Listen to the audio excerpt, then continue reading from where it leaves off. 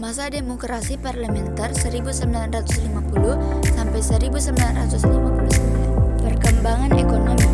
Pada masa demokrasi parlementer, Indonesia menghadapi permasalahan ekonomi baik jangka pendek maupun jangka panjang. Permasalahan jangka pendek yang dihadapi pemerintah adalah tingginya jumlah uang yang beredar dan meningkatnya biaya hidup. Permasalahan jangka panjang yang dihadapi pemerintah adalah penambahan jumlah penduduk dan tingkat kesejahteraan yang rendah. Pemerintah melakukan berbagai upaya untuk memperbaiki kondisi ekonomi. Gunting Syafruddin. Dalam rangka mengurangi jumlah uang yang beredar dalam mengatasi defisit anggaran pada 20 Maret 1950, Menteri Keuangan Syafruddin Prawinegara mengambil kebijakan memotong semua uang yang bernilai 2,50 rupiah ke atas sehingga nilainya tinggal setengah. Melalui kebijakan ini, jumlah uang yang beredar dapat dikurangi.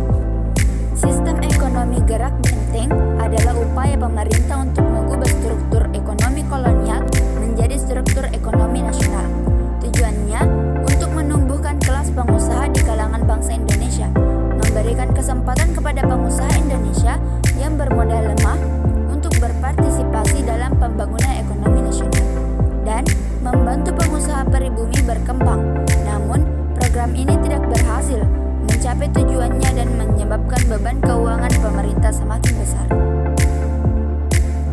Nasionalisasi perusahaan asing dilakukan dengan pencabutan hak milik Belanda atau asing yang kemudian diambil alih atau ditetapkan statusnya sebagai milik pemerintah Republik Indonesia. Nasionalisasi yang dilakukan pemerintah terbagi dua tahap, yaitu tahap pertama, pengambil alihan penyitaan dan penguasaan. Tahap kedua yaitu tahap pengambil alihan kebijakan yang pasti, yakni perusahaan-perusahaan yang diambil alih itu kemudian dinasionalisasikan. Finansial ekonomi. Tahap pengambilan kebijakan dalam proses nasionalisasi perusahaan-perusahaan di Indonesia. Tahap pertama adalah pengambilan kebijakan untuk mengambil alih perusahaan-perusahaan tersebut yang kemudian akan dinasionalisasikan. Tahap kedua adalah tahap penguasaan dan penyitaan. Pada masa Kabinet Burhanuddin Harahap, Indonesia mengirim delegasi ke Belanda untuk merundingkan masalah finansial ekonomi (FINEK).